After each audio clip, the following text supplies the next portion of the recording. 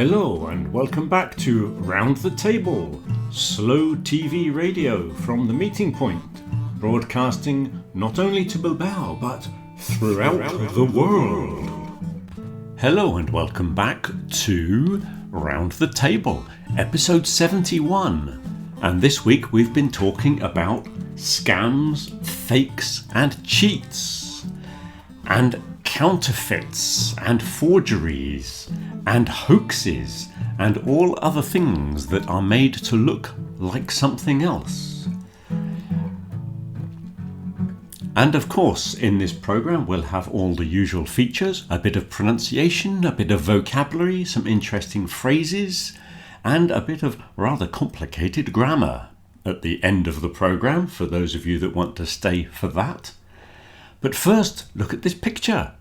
There's a very interesting picture of some of your colleagues at the meeting point. Notice anything strange about this picture? The table looks a little peculiar, I think. That's because this is an AI-generated image. I put in a photo of the meeting point and said, put some people around the table. So these people that you see seated around this table are not real meeting point members. They are a fabrication, an invention. They are fake. This image is a mock-up. And this is one of the problems of the modern world that we were talking about this week. You cannot believe everything you see. Also this week we had some stories about email and phone scams, these things that people send you to try to persuade you to part with your money. We also discussed why people would buy fake Rolexes and Gucci handbags. Then we were talking about why people cheat in exams and in sport. And then we got onto the topic of some famous hoaxes, where people pretend that something is true, such as the Great Spaghetti Hoax. And if you haven't yet seen it, type in Panorama Spaghetti Hoax and you can watch this very interesting programme that was broadcast on the BBC in 1957, I think. And it's a very good listening exercise, very nice pronunciation. There is also a very interesting documentary called The Dark Side of the Moon, which I recommend. Somebody sent me that. I'll put information up on the screen for you to find that. And then we were talking about faith healers and psychics who persuade people that they can have conversations with people in the afterlife, and how they can swindle people out of their money by saying that they've made contact with their dead relatives. And we were discussing about how this kind of person can take advantage of vulnerable people. Take advantage of, not make the most of.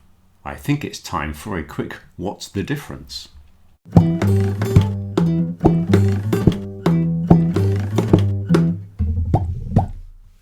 Psychics and faith healers can take advantage of gullible people. Gullible. Gullible is an adjective for people who believe things easily. They believe anything, so they're very vulnerable. So in this sentence, we've got take advantage of. So this is when you are using your advantage for your own personal gain, and there is normally a disadvantage for the other person. So the other person loses their money or something like that. So take advantage of is a lot more negative than this sentence, make the most of. It's a beautiful day, so I'm going to the beach to make the most of the sunshine. Okay, good weather. Tomorrow it might be raining, so today I'm going to the beach to make the most of the sunshine. So in this one, I am using it as a benefit, but the sunshine is not at a disadvantage The sunshine does not suffer in any way. So this is much more positive, and that is the difference between take advantage of and make the most of.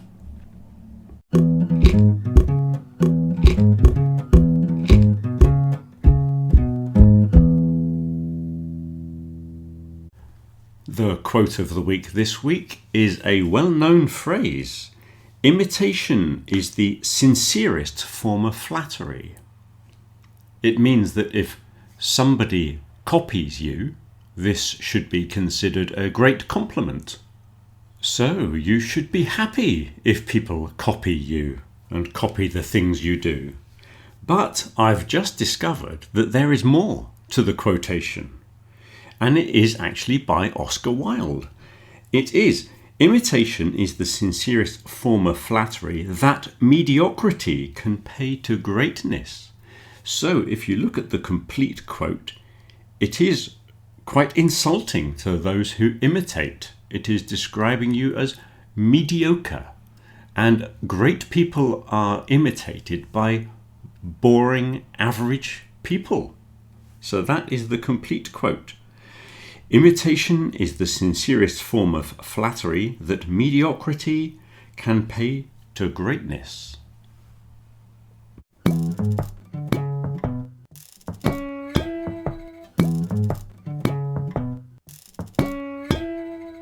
And your pronunciation problem for this week is looking at the W at the beginning of a word, which can be problematic, especially when it is followed by certain vowel sounds. So to begin with, we're going to look at the W followed by an I in words like whiskey and windy. It might be very tempted for you to say something like whiskey and windy with a little G sound at the beginning. So that's something to look out for. Don't put a little G at the beginning. It begins with a W. Whiskey, windy. The next one is one that we've looked at before, when you get a W followed by a oo sound. So a word like wood is very difficult. Wood. And there are two woods. One is the one that comes from trees, and the other one is the modal auxiliary verb. They both sound exactly the same. And they both go wood. And wool is also very problematic. Wool. And woman. Woman is also problematic. With these as well, people often say something like, well, they try to put a little b sound at the beginning or something like that, because it's just one of those sounds that doesn't really occur in Spanish. So it's always problematic. My recommendation is if you want to take the word wool, you need to take a run at it. So if you start with a word like will, and then say well, and then wall, and then wool. Will, well, wall, wool. Do it like that, and maybe you'll get it. And also don't forget, when you've got W's, they're followed by vowel sounds, long vowels with vowel plus R. So we've got things like world, war. Those vowels in the middle, the long vowels, aren't the ones that you think they're going to be. So the OR would normally sound like or, but after the W it sounds like in word and world and things like that. And war is not what you think it's going to be. It's not war. So we've got the First World War. World War. They're always problematic when you've got the long vowel afterwards. So that's your pronunciation problem to look at this week. It's W's at the beginning of words. It can be very difficult.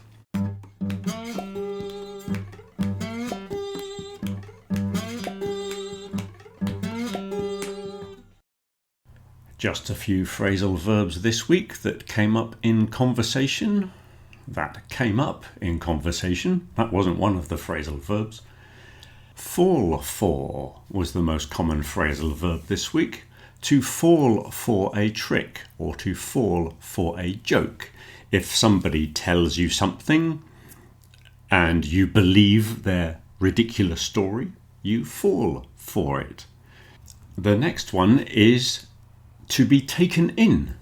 Again, it's used when you believe somebody's story. You are taken in by the story, and it's normally in this passive form. You wouldn't really see it in an active form of to take somebody in. Not this phrasal verb, take in. There is another phrasal verb that is more active. This one you'll probably see in the passive form, to be taken in, meaning similar to the other one, to believe something. To cash in, often seen with on as well. You can cash in on a situation. It means to make the most of the situation and have financial profit because of it.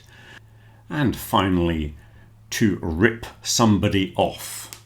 If you steal somebody's money, you sell them something that is of very low quality and you sell it for much too high a price, you will rip them off, and that product will be a rip-off. You can use it as a noun as well, a rip-off. So those are 4 phrasal verbs.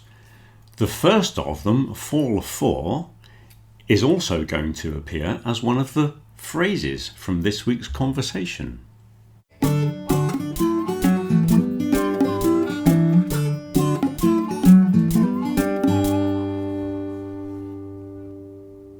To pull the wool over somebody's eyes is to trick them or deceive them.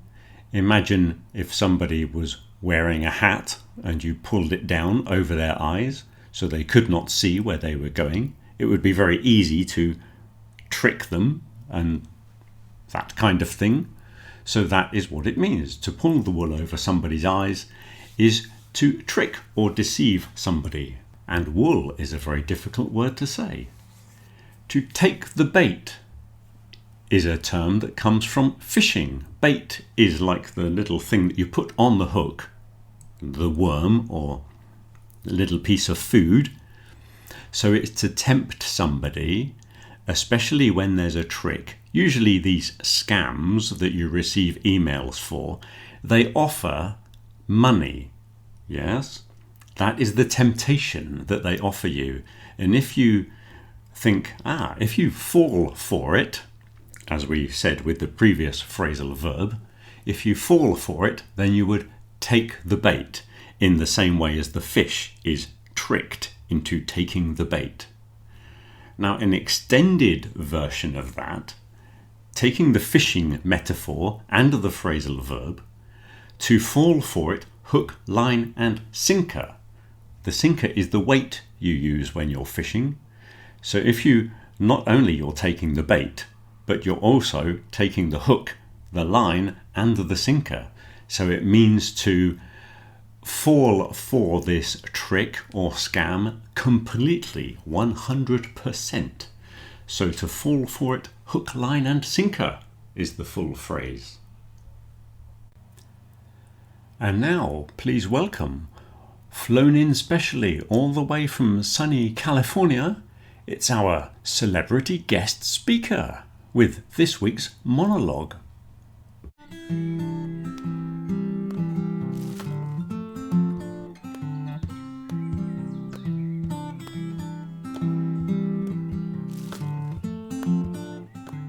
Most people believe they're too smart to be fooled. Yet scams, fakes, and cheats continue to succeed every day. From online fraud to false advertising, deception is part of modern life. But what makes people fall for scams? Why do some cheat? And why do others actually enjoy inventing hoaxes?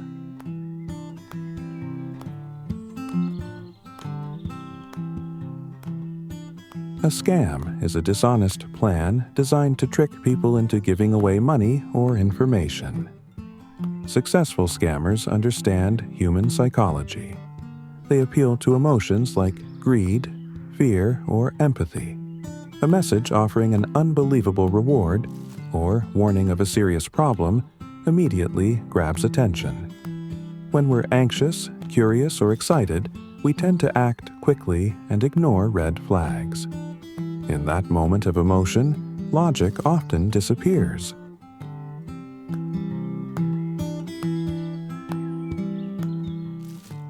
Cheating, on the other hand, is usually about gaining an unfair advantage. Whether it's in an exam, a relationship, or business, people cheat because they want the result without the effort. Some justify it by saying, "Everyone else does it," while others see it as a small risk worth taking. But cheating has long-term consequences. It erodes trust and damages reputations. Once trust is broken, rebuilding it can take years, if it ever happens at all.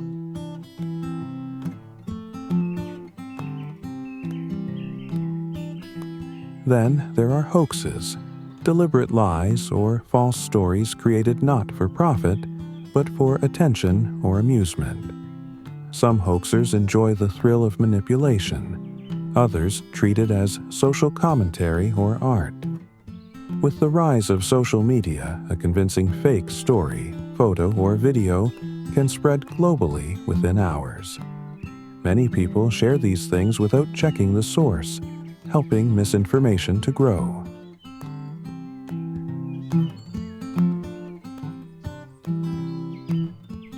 Ultimately, scams, fakes, and cheats all depend on the same weakness: our willingness to believe.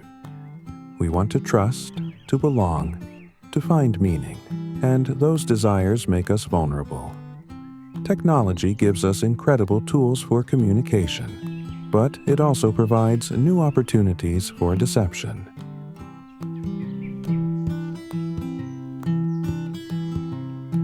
The best defense isn't fear, but critical thinking. Before we click, buy, or believe, we should pause and ask, who benefits from this? What evidence is there? A healthy dose of skepticism can protect not only our money, but also our dignity and peace of mind.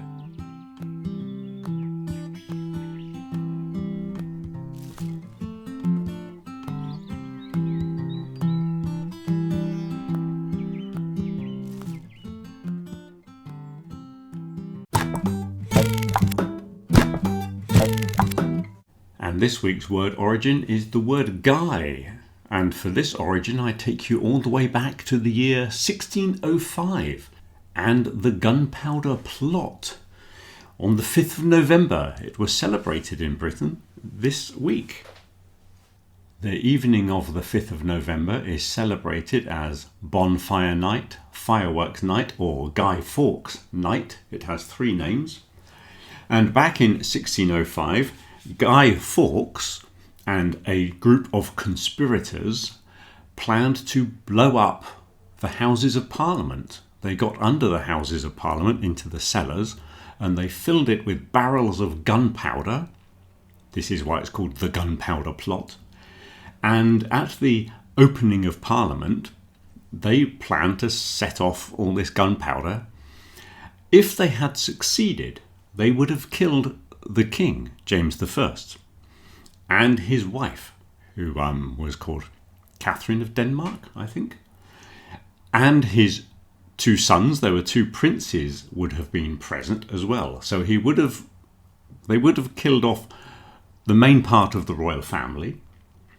They would also have killed all of the lords and the aristocracy that would have been present, as well as all of the top religious people. So all of the bishops and those people would have been there as well as the majority of the judiciary. So all of the top judges would have been there, and all of the members of Parliament. Apparently they would have killed some 2,000 people, and it would have been, if it had happened, one of the most catastrophic acts of terrorism in European history. Fortunately, or unfortunately, depending on which way you look at it, they got caught. And of course they were tortured terribly, and then they were killed, and then they were burnt on the fires. And ever since then, on November the 5th, we've been lighting big fires. And the tradition is that children would make an effigy. They would make a character out of some old clothes. And this character would then be thrown on the fire and burnt. And he was always known as a Guy, after the main conspirator, Guy Fawkes. So then, after that date, Guy became a ragged effigy of a man. And then it became a way of describing a real person, and then a generic for people in general. So that is why we say, hey, you guys, when we're saying you blokes, you fellas, whatever.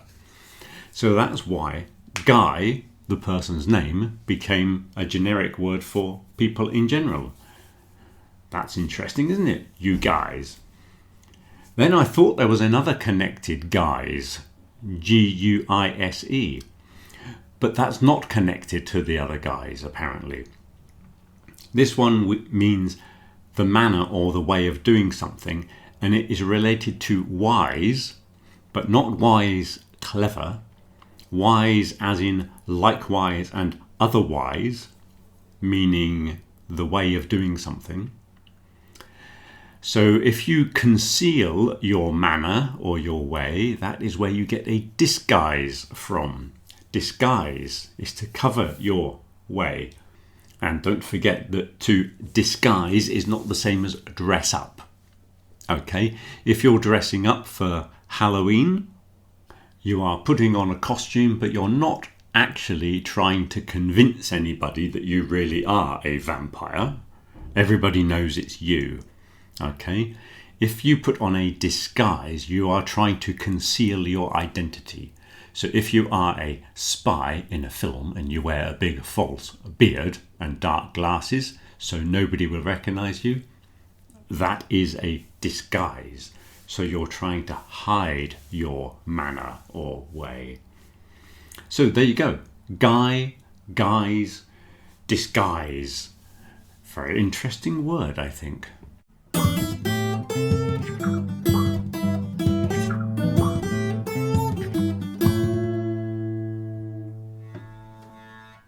On Wednesday, we were discussing faith healing and people who claim to have psychic powers and can contact our deceased loved ones.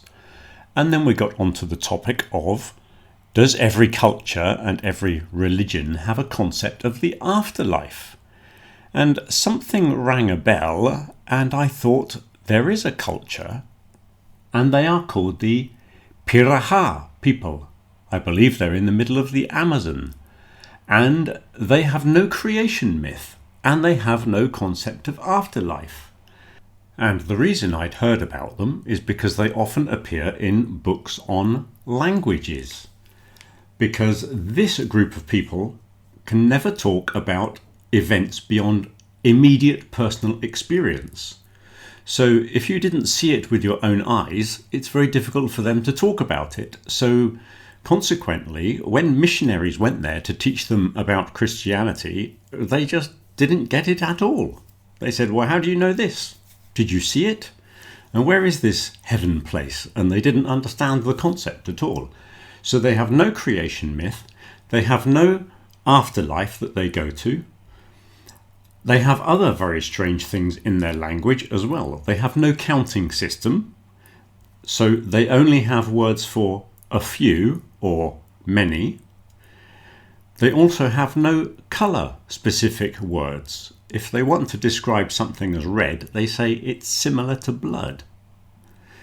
And the other thing that they have very limited phonemes. So they use 8 consonants and 3 vowels for all of their words. And women pronounce things differently to men. I don't understand that bit.